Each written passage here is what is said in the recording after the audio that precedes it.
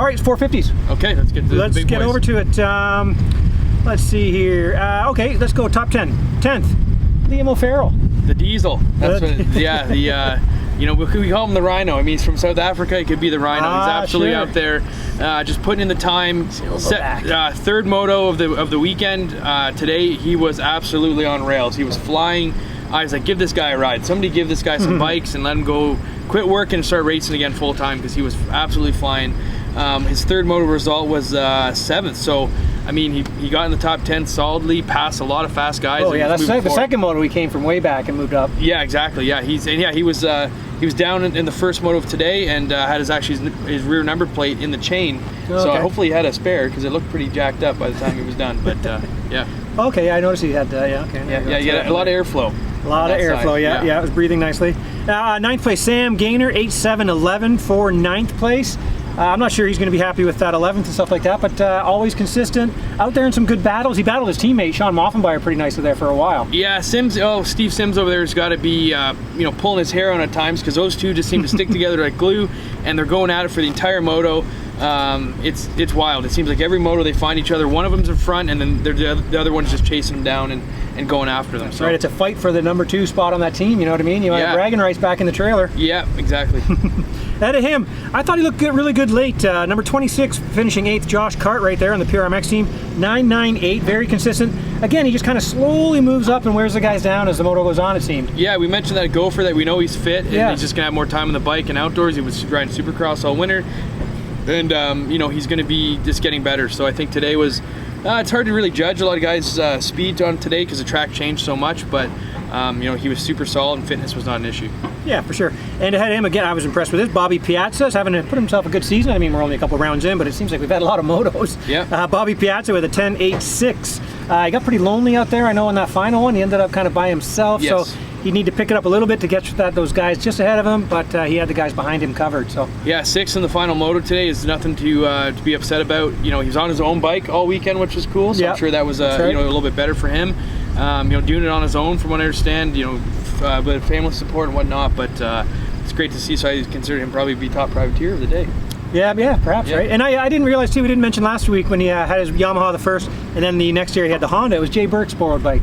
Oh, okay. Yeah, so I kind of want to mention that. It's kind of a cool thing for him to lend him the bike. Nice to Gurkey, yeah. Nice so that's kind of cool. That's great. Ahead of him, we just talked about him here. Sean Moffinbauer went 5.65 for 6th overall.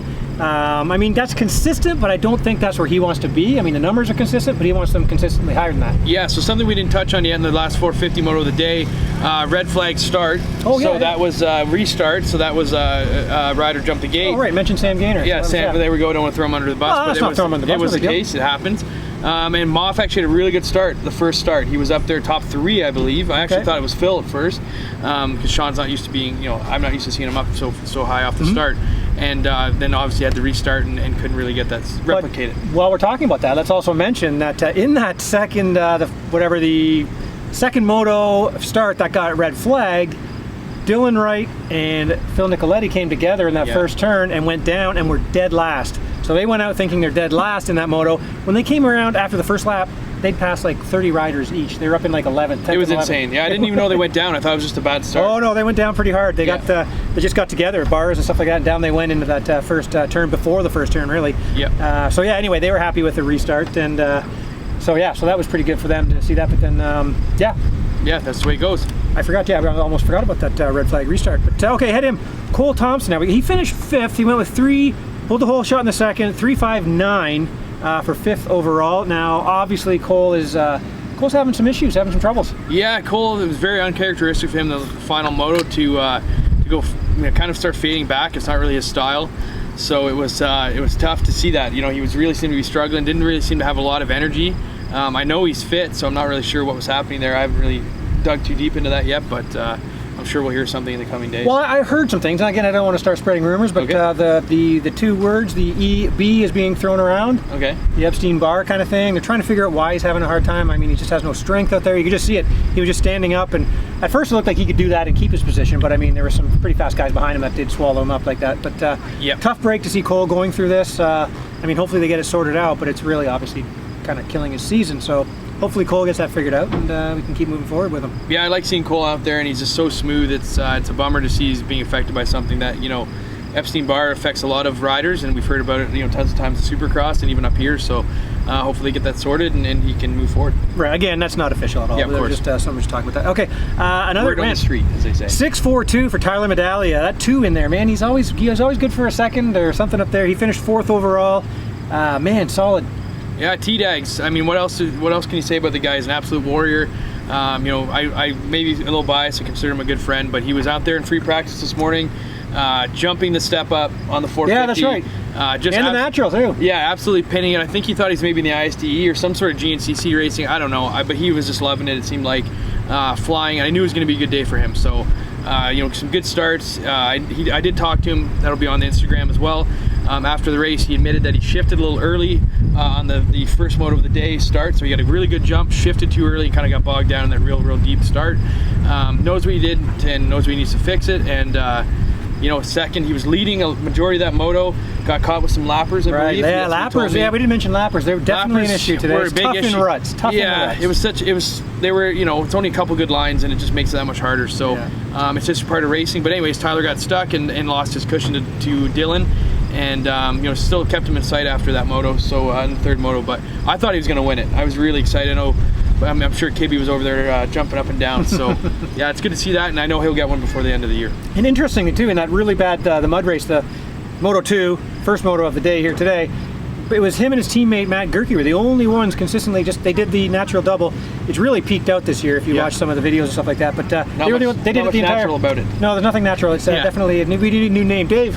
Hey Dave Bell, we need a new name for the natural double. It's not natural anymore. No natural? It's not natural anymore. It's unnatural. But yeah, anyway, so okay. Super solid T-Dags always is. Dave Bell, the voice of Ontario Motocross, the voice of Walton. Skying it out. Okay, the Rooster, get ready for the Rooster coming up too, by the way, this week. Anyway, Phil Nicoletti broke the podium there, finished two hole shots. Got Moto 1 and Moto 3 hole shots, 2, 3, 4 for third overall. Kept going down, making it tough on himself. Yeah, Phil, I'm sure he wasn't happy about that. I don't think he's ever really happy, but you know, he seemed to be riding pretty solid, had a couple mistakes, but he was always charging forward. You know, he rides very aggressive, and you know, this was a track that I think you need to maybe take your time a bit more, but I know with him, you know, he's all you know, all gas all the time, I guess you could say, and you know, fortunately I did go down a couple times, but you know, he's a veteran and he'll figure it out. Yeah, and I know he's the kind of guy that definitely thinks he should be winning, you know what I mean? He knows he should be up there winning. So when he's not, he's definitely going to push it, thinking, okay, I must have more speed here if I'm not winning. Yep. So, but then also cool to see, you know, him and Dylan and the guys just sitting on the podium, like they left it on the track. Like afterwards, they're sitting on the stage over there, socially distanced. But you know, knuckles or whatever, just no beefs. No, it's racing. It happens. You know, they didn't intend to take each other out off that third moto, and it just happens. And you know, that's the way it goes. All right, now number 2, finished number 2. Matt Gurkey went 4.23. I thought he looked better, but he just isn't quite up there with the top pace yet. Yeah, Gurkey's a solid guy. He's a past winner, and you know, ultimately, I think, you know, past champion too. And I know he was coming in not injured, but off injuries over the winter. So you know, Gopher can really, you know, really take it out of a guy, but he looked really solid today. He looked really good in the ruts. Being a sand guy, you know, traditionally, but hey, he rode really well today in the yeah, usually if you're good in the sand, you're good in the mud too. So that's, you know, usually good in the but yeah, no, anyway, good to see him getting back on track. I think we're gonna see a little happier Matt as we move forward here, as he gets a little more time on the bike, and like you mentioned, that really nasty injury that he's coming back from. So it's amazing that he's out there and doing as well as he is. But congrats to him for grabbing a second place. And the streak lives on. He's going to run the table, folks.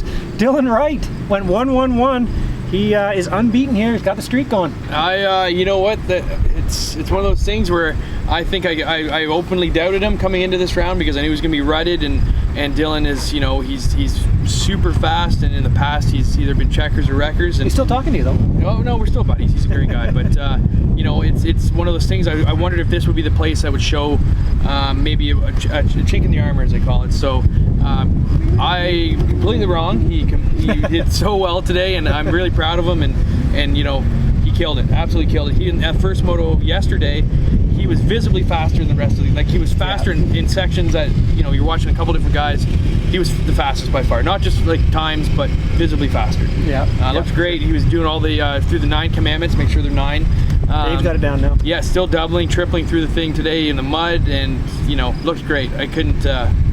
No, you know, I can't say anything. My only problem was I just really wish that second one didn't get red flag, because I wanted to watch him and Phil come from the back like that and see if Dylan could actually keep the streak alive with starting last. I mean, that would have been just insane. Yeah, he came through, like you said, he passed like 30 guys in just a couple laps, which is insane. 1 lap. Was it 1 lap? It was yeah, it was crazy. red flagged after 1 lap. Yeah, so anyway, Dave's just crashing his minivan over here. Sorry, I got a little distracted. Anyways, yeah, I mean, it showed that he knows what he's doing when it came to picking lines and whatnot. So he, you know, I think he was going to go 1-1-1 all day. I'd like to see him come through the pack at the end, but ultimately, you know, we got the restart, and you got a much better start. Didn't go down with Phil. So yeah, okay. So it's 7 o'clock here. Racing is done. Man, day off tomorrow. Move in on Tuesday for the Transcan.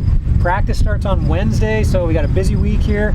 Yeah, all kinds. It's different with rules of leaving and coming and where you can park. A little bit different, so be sure if you're coming. Yeah, you should probably hear already, but if you're coming in to move in, make sure you go to the website, the Walton Transcan website, and read up on them, because it's a little bit different. But now we're going to go to a single day race here next Sunday. Yep. For round 3, so it's going to feel a little more normal for us, and talking about it will feel a little more normal. You know what I mean? So I think the writing is on the wall now. We've got our top guys kind of set.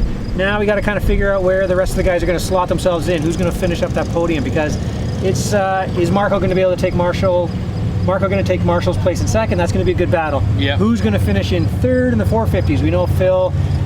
You know, we got Dylan up top. Who's going to grab in that third spot? There's nothing's decided. That's for darn sure. Yeah, it's like you said, we've got our front runners, and clearly they're doing well. You know, Jess had that one little blip today, but I mean, he was very close at the end. It wasn't like it was a runaway.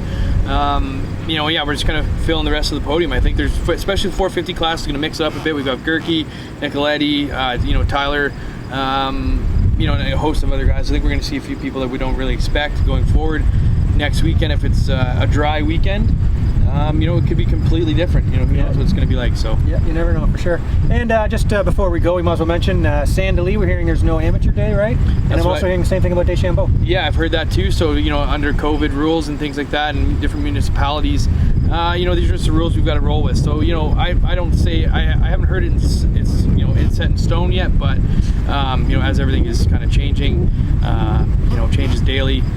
You know, Brett Lee and the team here have done a great job. It's great to be here racing at Walton. You know, the Transcan's going to be awesome too.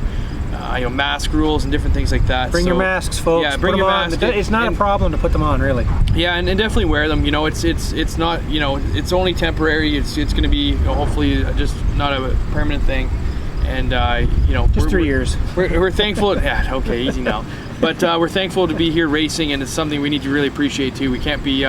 You know, Brett and everyone worked really, really hard, and I know Billy and I talked about it actually yesterday, that it was pretty frustrating to see that sometimes, you know, 50 to 60% of the people here are not wearing them. You know, we know that it's something we need to do, so let's just focus on that, get it done, put them on, and we'll deal with it later. All right, anything else we need to mention, or should we wrap that up right there? I think it was great. Shout out to the whole Triple Crown crew, and you know, the Brett Lee, the Walton family, and everyone here. You know, Wee Man out there on the water truck and that huge tractor. I'm sure he was he looked small before, but now I know he wanted to water this afternoon. I just know he wanted to. Yeah, well, he wanted to, and you know, he looked tiny in that big tractor, so I'm sure it was great to see that. And you know, they did an excellent job. Was unexpected, and they completely turned it around. So all right, kudos to everybody. Thanks everyone. Thank you very much. We'll see you at the Transcan. Thanks to Sneaky Weasel. We will we'll end it there. Have a good week, everyone. We'll see you back. Well, we're pretty much right here. See ya.